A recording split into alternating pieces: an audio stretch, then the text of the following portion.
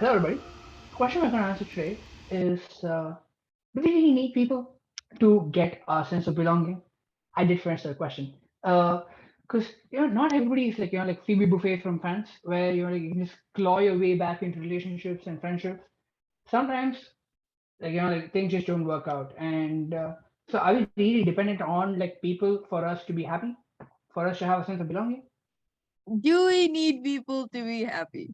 Well, partially, I would say in some ways, but they're not the only determiner of your happiness or sense of belonging because you live in a place. You know, the idea of is home people or is home a place? Like home can be a place. Your sense of belongingness can come from where you are.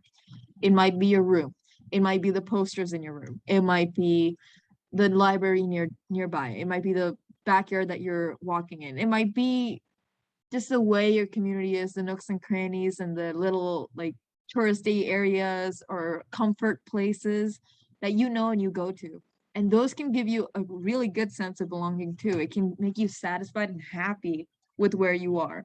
So you don't need people to have a sense of belonging. You can be perfectly happy and feel like you belong in where you are. So thinking about people who might be more introverted than extroverted, whenever people they're recharging their social battery because they've spent time with friends, now they want some alone time, it's they feel perfectly fine where they are. If you don't belong, generally it means you feel lonely and you're craving connection. But for people who are just spending time alone and happy with where they are, that's a sense of belongingness and peace with themselves and their surroundings. So they don't necessarily need other people. Yeah, you do, say a lot of good, a lot of right things, and I really like the introvert extrovert angle because for introverts, they are able to like find their home even without people. Like they get energized when they're not with people. So that shows that like you can be that, and we have talked in an earlier video where like you can become an introvert or you can become an extrovert, and those are things that you have to like you can kind of work on. Um, so, like in our world, there are fun things to do for an introvert and fun things to do for an extrovert.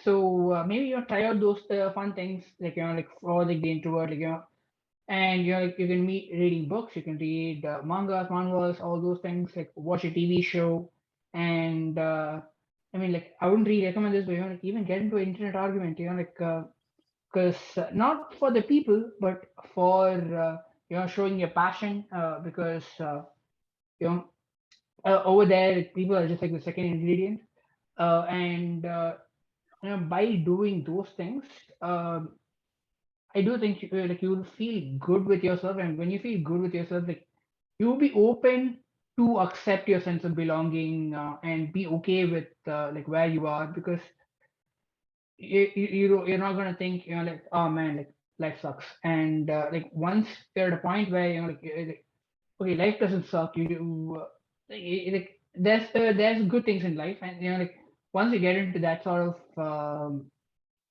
position, then I think like there's a lot of things that can be done, and you've already done the hard step. Like you've gone through the obstacles. Absolutely. Accepting yourself is the first step to belonging with anyone anywhere else. Because if you don't value and cherish and love yourself for exactly who you are and all the unique ways that you are one in a trillion, then you can't start belonging to either a place or other people. So love yourself, you know? You are you, you're the only one like you, you'll always be with you. So want to have a happy belonging relationship with yourself. Yeah. That being said, like I'm just taking Ilakkiya's dialogue she uses all the time. We are social creatures, so like we you don't need to have like other humans to build a sense of belonging, but then having them really helps. So like maybe you don't need to have it right away. Maybe so maybe you need to pick up your own pieces first, but then like once you're there, expand, because you know we do need people. Yeah, it's maybe you just can take a time out without people, and like go for self-care, and both of them are very important. And one last thing I would like to say is like when you are in that moment where like you really don't want people there, yeah, the people that in your life who are suddenly being ostracized would also get angry.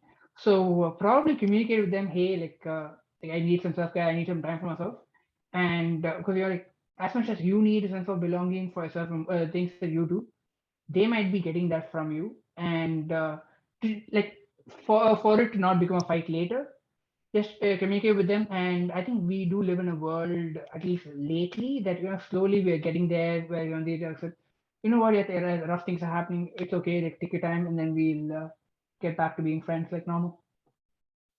Absolutely. Well, thank you everybody for listening to us this week and joining our conversation about belongingness and the sense of belonging. And we'll see you all tomorrow with a brand new topic. Yep, and hopefully Chitalam gives you a sense of belonging. We hope you do feel that too. See you. Oh, you're still here? Well, thanks for getting to the end of the video. Hey, while you're still here, make sure to like, comment, subscribe, and hit the notification bell to get new updates when we post videos. Also, make sure to check out these equally exciting videos as well. Have you pressed it yet? Come on, you have 5 seconds left. 3, 2, press it now!